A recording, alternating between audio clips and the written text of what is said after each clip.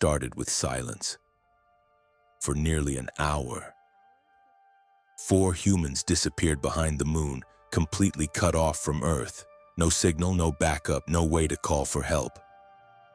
And when they finally came back, nothing was the same. 2 days ago, NASA's Artemis II mission ended with a splashdown in the Pacific Ocean. For the first time in over 50 years, humans didn't just visit deep space. They went to the moon and made it back alive. But here's what most people don't realize. That splashdown wasn't the end of something. It was the beginning of the most aggressive lunar plan in human history.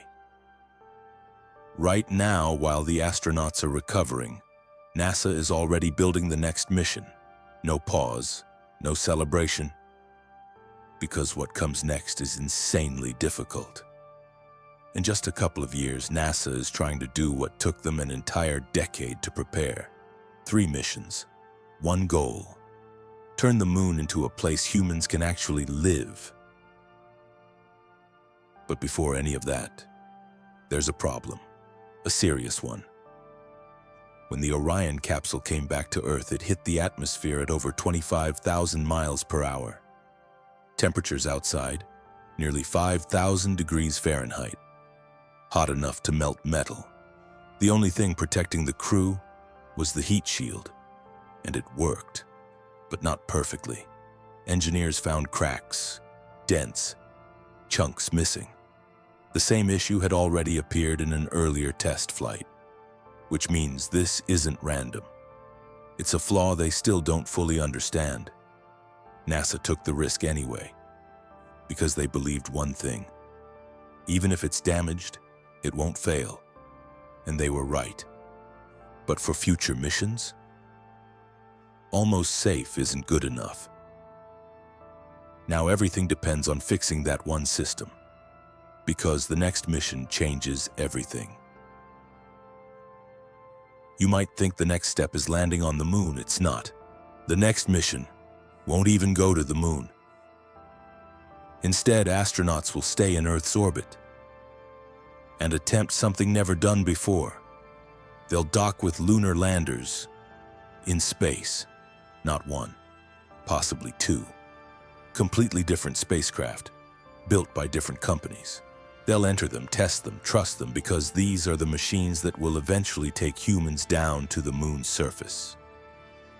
This mission is basically a rehearsal, no spotlight, no big headlines. But if it fails, everything stops. And then comes the real moment, the one the world has been waiting for since 1972. Humans landing on the moon again. But this time, they're not going where Apollo astronauts went. They're going somewhere far more dangerous, the moon's south pole, a place where sunlight barely touches the ground, where some craters have been in complete darkness for billions of years. Temperatures there drop so low, even gases freeze solid. If you stood at the edge of one of those craters, you wouldn't see anything. No light, no reflection, just pure black emptiness. So why go there? Because hidden inside that darkness is something incredibly valuable. Water, frozen water, possibly in huge amounts, and water changes everything. It means drinking supply. It means oxygen. And most importantly, it can be turned into rocket fuel. That means the moon could become a refueling station for deeper space missions. Not just a destination, but a launch point. The plan is simple on paper. 2 astronauts land. They stay for about a week. They explore. They collect samples. They test new suits, new systems, new technology. Then they leave. But that's just the beginning. Because the mission after that is where things get serious. NASA doesn't just want to visit the moon anymore. They want to build there a permanent base, step by step, mission by mission.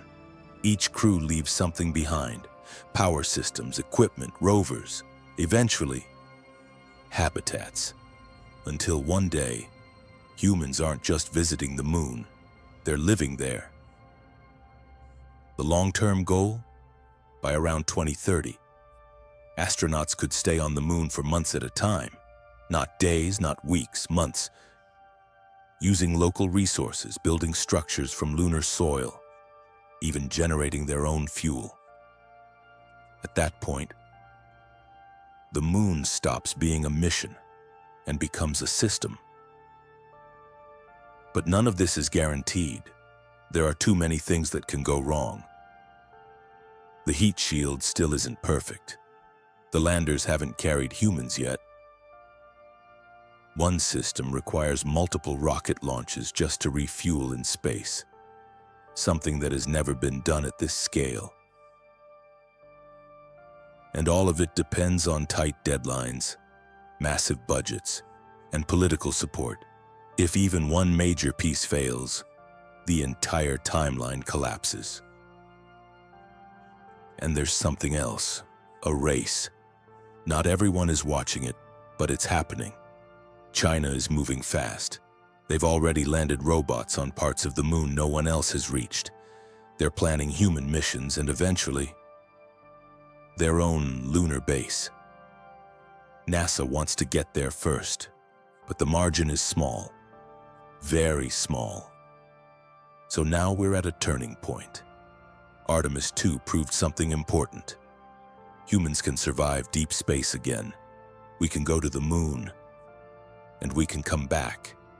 That question is no longer a mystery. The real question now is different. Much bigger, much harder. Not, can we reach the moon? But, can we stay there?